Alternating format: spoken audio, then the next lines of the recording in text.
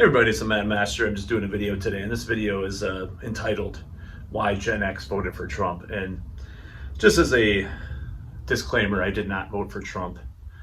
I did vote. I voted for Jill Stein. And, if people want to question me about that, they can go ahead. I kind of like the idea of this hippie grandma, playing bongos in the White House and wanted a Department of Peace and stuff like that. I think it's kind of there was a goofy quirkiness about that whole thing. I know what people might say about that, but whatever. I would not vote for Kamala or Trump. Now, that said, I'm going to do some, I've done some analysis and what I've thought about this, because, you have various people, commentators talking about this and how Gen X. And as far as Trump goes, like, if he was like really populist, like he had Ron Paul or Rand Paul in his cabinet, or he was going to have him in his cabinet, anyway, as a addendum to that, I do somewhat like Tulsi and RFK. I'm just going to say, and people might call me an evil whatever for that, but whatever. I don't care what they think. And even Elon's a mixed bag. There's a lot really atrocious things about him, and there's some, like, he wants to go to space. I like that. I support that. There's some good things too. And Grimes is hot. I find her attractive, at least. So anyway, so this is what happened, I think. As someone who's a younger Gen X or Zennial or whatever, I can relate to this whole idea. So the early 2000s, this generation that I'm in, or ostensibly in, was really threatened by a possible war with Iran and World War III with George W. Bush. And we were really afraid that would happen, by the way. That was something that people were really scared of. And I don't know if people remember this, but that was kind of really looming in our heads. I remember specifically I was afraid of the draft coming back, and that was kind of like really something that was relevant to people around my age. And I think if people actually had amnesia about politics, they remember this. Another factor, and I'm going to talk about this, and this is a little bit of a culture war thing, which I sort of despise at this point, but I'll talk about it anyways. The whole pronoun thing, like all that stuff. Like, okay, so this is how my generation relates to it, or at least how I see it. You had LGB, and T to some extent. For 50, 60 years, fight for rights. They went through the AIDS crisis, and that is a relevant issue. They went through all these things, and they fought blood, sweat, and tears to get, marriage rights or whatever like that. Now, with regards to the other stuff, especially the really weird outlying, like, fringe parts of this whole thing, and I do believe there is a spectrum of gender, by the way. I'm not, you might want to call me a leftoid in that way. I do believe there might be some type of spectrum. It's just like with sexuality. But some people are, most people are on alternate sides of the spectrum, but I do believe in this to some extent. And I also recommend The Way of the Superior Man by David Deida, by the way. It's a kind of an old manosphere book, but now it's like it kind of has it makes sense to me. Like, we want to talk about gender spectrums and stuff. So it's kind of a weird book to bring up, but it's kind of interesting to read that kind of thing. So this whole idea that we're going to ram all this stuff within 5 to 10 years into the American people and the populace with regards to, like, the gender arguments, bam, and not give it time to percolate, not give it time to absorb. And a lot of it was astroturfed by elite institutions or focus groups or something. It wasn't like coming from the ground up. Like, people literally like playwrights or artists or just workers, you know, in New York or San Francisco. Sorry, I'm just reminded of some of these jokes from the '90s when I think about San Francisco. Terrible jokes. Just like wearing this hat, you know, it's not supposed to be ironic. I'm just, you know, there was, sorry, because you think about those jokes from back in the day, and you do still laugh, even though they're inappropriate and bad. But some of the jokes, but yeah, these, I'm terrible, but because I used to laugh at some of that stuff.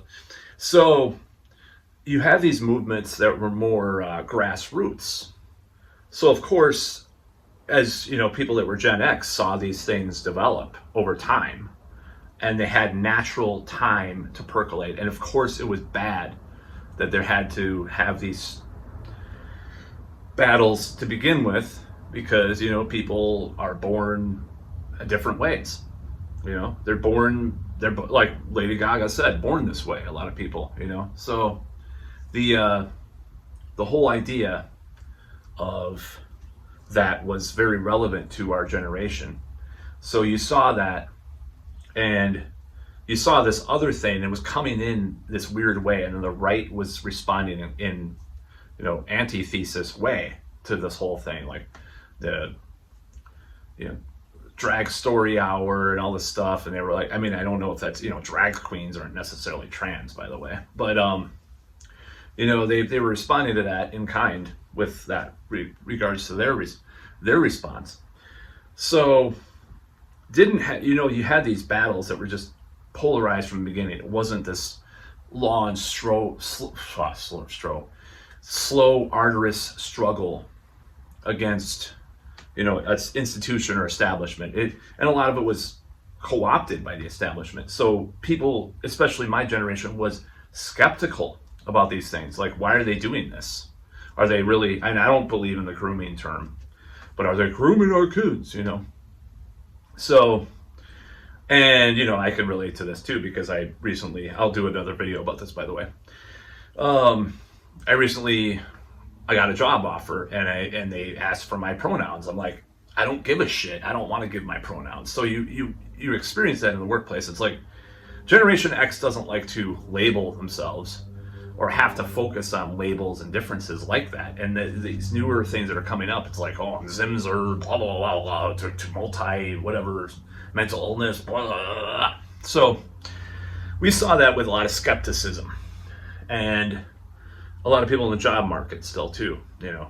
Maybe even a lot of older millennials are like that too, I would say, because there's kind of some crossover there. Zennials and older millennials. So we saw this and we're like, why all these changes all of a sudden? And it took a long time. Like I said, the gay rights thing took a long time, you know.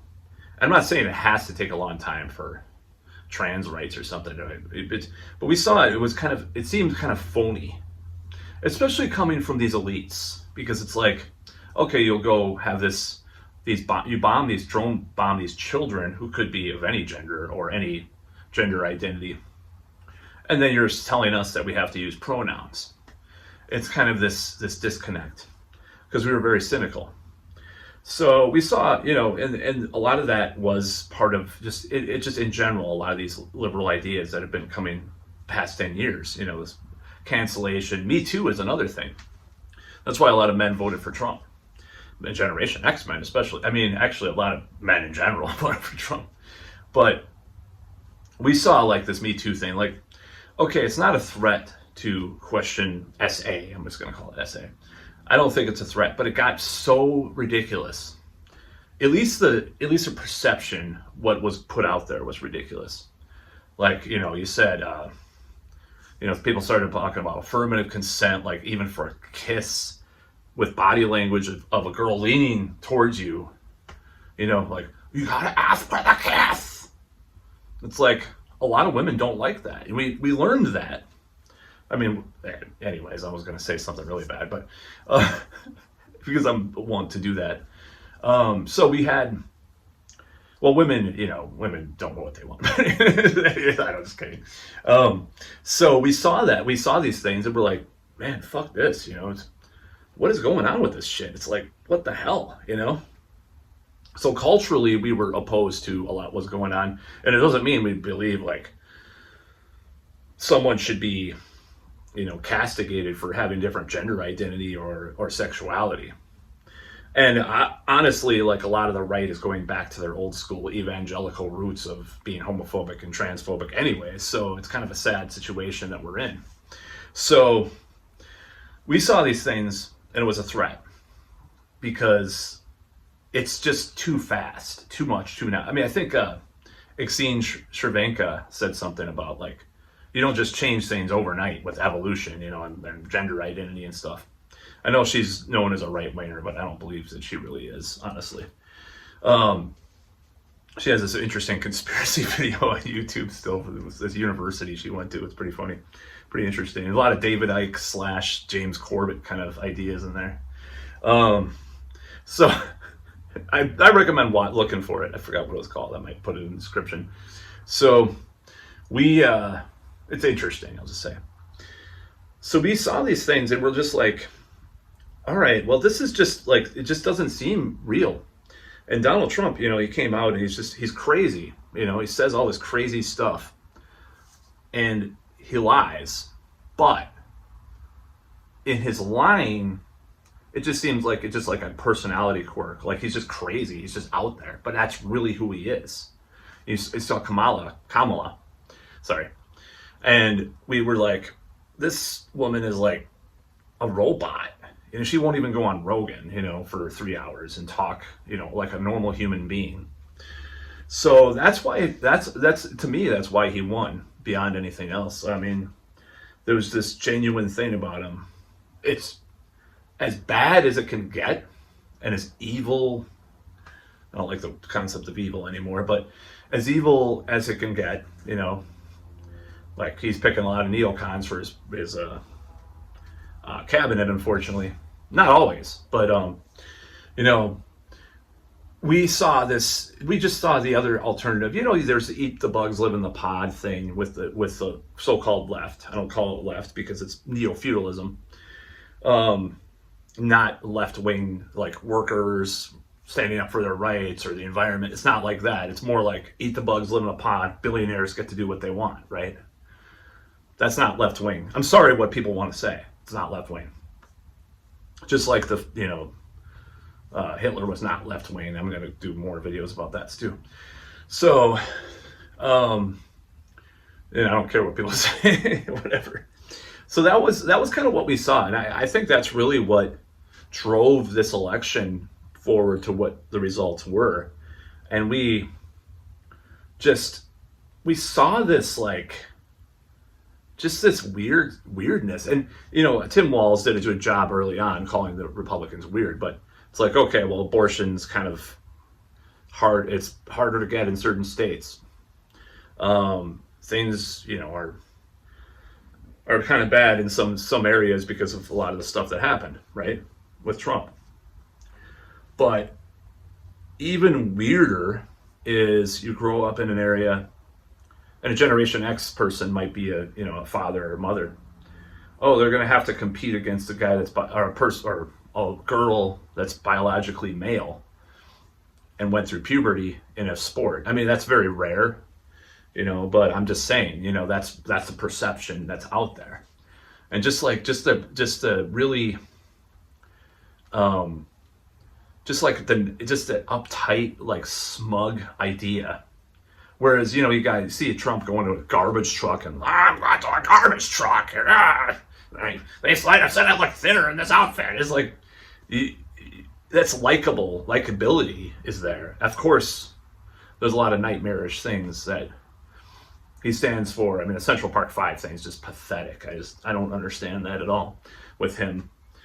But we saw, Generation X saw that. I'm like, I'm just going to roll the dice, We went through the COOF stuff, and I think there's a silent majority of people where maybe they were pro mask and jabba dabba do. Okay, let's just say that. Okay, let's just ostensibly play devil's advocate here and say, let's say I was pro mask and jabba dabba do. The amount of gaslighting and hitting you over the head in this smug way that the Democrats and the left ostensibly in America did over the coof, over the virus, was so intense that people were like, ugh, they were running away from that, And I know 2022 was an exception to that rule, but it's like, no, we don't. And then the gaslighting about the Biden mental agility too. So, I mean, we already know Trump's crazy, I don't think he's demented, but he's weird and crazy. But we know that it's out in front. They don't try to hide it like, So that's kind of why people voted for Trump, and I think people wanted to roll the dice because they're so afraid of what's happening with everything. They're just like, I don't know who to vote for. I guess I'll vote for this guy. Maybe the economy was better. I mean, at least till 2019, to some extent, the economy was better. Now you can credit that to Obama's whatever, during the financial crisis. You can say it was Trump.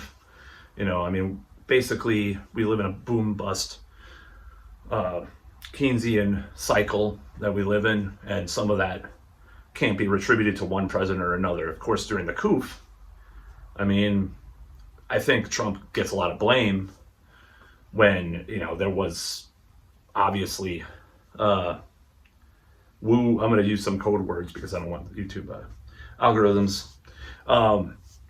Wu-Tang, Han, Lab, rapper, dirty old bastard leak. Wu-Tang Clan, I say sorry. So that happened, and then people are like, well, was Trump really at fault? Was Fauci, was he complicit? And people saw those trials, those congressional hearings, and they're like, Fauci's lying. So that's another thing. I think there's a silent majority of people who are just like, man, I don't want that again. I don't want someone telling me what to do with my body. When it's going to be, they're going to get it anyways because it's it's not like getting the a certain other jabba-dabba-doos that actually prevent spread of things, So people saw that in the gaslighting with regards to that, even if they supported it sensibly. Yeah, I think it went too far though. Well, there was all these articles in 2022.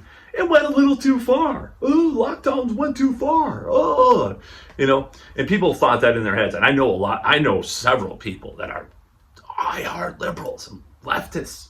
They're like, no, this is just too much. And that really did contribute to this election. They're like, okay, I'm going to gamble with Trump. I think that was part of it too. And a lot of Generation X, because they're cynical about the establishment. So a lot of them might prefer Bernie and they'll vote for Trump even too. I couldn't do it because of certain things that are just, my ethical values with that stuff, with what I supported. And of course, obviously, honestly, Jill Stein was part of the coup, she went along with a lot of the coup stuff, unfortunately, but I just liked her more than the other two, or the other, 4, 5, 6, whatever there were. So ostensibly, I think the Gen X saw these weird changes that the left in America, the American mainstream left, were trying to make, and they're like, no, hell no. It doesn't seem right. Something smells weird. I'd rather have this weirdo in the White House, and also World War III.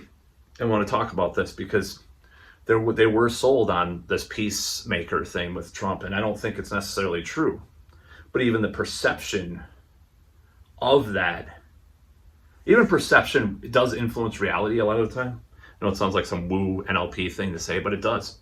So the fact, well, he's the peacemaker. So he's going to, if people keep saying that, or if he keeps saying that, he might actually try to make deals, with foreign dictators. People are attacking him for talking to dictators. Oh, attack Nixon, attack FDR, attack Kennedy, attack anybody for who's, Glenn Greenwald did a good video about this, and Tulsi Gabbard.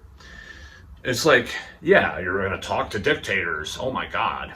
Yeah, sometimes he praises them in this weird way, like, oh, I love that. That's a great thing, But make deals with dictators, that's called diplomacy. Hello? But people are so brainwashed into their, I'm going to call that TDS for sure, that they will just attack people like that. So Yeah, Generation X was the biggest contingent of Trump voters across both genders, and I don't wonder why, because I know why, and I can see why, because there was just such craziness. And it's not that we don't want rights for people or people of color or people of different gender identities or sexes, but we saw like some of the stuff just went too far too fast without any kind of like, just like it was I'm not saying it's undeserved, but it was like the toil, the blood that the gay rights movement went through since like the 60s, just went through all this stuff. And people don't really know about that history. There was a lot of stuff, that they went to Stonewall and all that. It's just like this war, basically. They went to war. And then when you're just like some politician that's like funded by billionaires anyways and wants to put tampons in a boy's or in a men's room in a school, like what? Like it doesn't make sense to you. If you grew up, and then also like the whole conversion therapy thing. It's like I thought people were born a certain way. You know what I mean? Like, oh, I can't. There was like these Riley Dennis videos from 2014 where she is saying, if you're not attracted to trans men or trans women, you're a bigot. And people have said this stuff. It's like, okay, well, isn't that conversion therapy on me?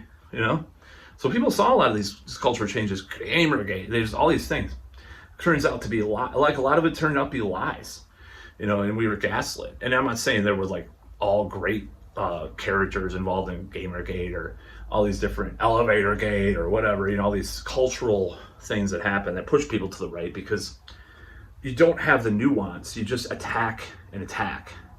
I'm not saying Trump doesn't do that. I'm just saying the attack on our culture, and it's conservative in a way, because it's like we want to conserve the way things were, but also the stuff is not progressive in the traditional, like, well, there's a social safety net and everybody has a chance, workers. It's like this undeserved, focus and it's like this divisive thing that, you have to talk about all these things that have happened in the past and all these things. So to me, it's not liberal, it's not left, especially the censorship stuff. And I know the Soviets were notorious censors. They're state capitalism anyways. They're not truly left. They're right. The left. Actually, there is some truth that the Soviets, there were more left-wing. They were seen as right-wing authoritarians amongst the left. It is true. And that's what later, like Emma Goldman, people said. If you study history, who cares about these labels? I'll say that, but that is true. So yeah, that's basically a rambling essay about why Generation X voted for Trump. I did not, but I don't castigate anybody that did. I understand why you did it. I completely agree with a lot of it. I understand, because it's like, if you really are tuned in, especially online and stuff, and you see all these crazy arguments, like just stuff that violates basic science. You talk about social science, you're not, people said you can't do your own research over the last 5 years. These institutions, everybody's going to, it's just all these things, all these crazy ideas that were just didn't make any sense, like a guy is perfectly coherent in the White House that just, can't even talk half the time. It's like, okay, it was left over from that, but still, it's like, how are we going to trust her successor, who is anointed with no primary? Okay, I'm just going to vote for the crazy guy, because at least there's something different. Oh, maybe, hopefully, in some weird roundabout way, he'll make the economy better, and won't cause any new wars. I think that's the main thing. So that's about all.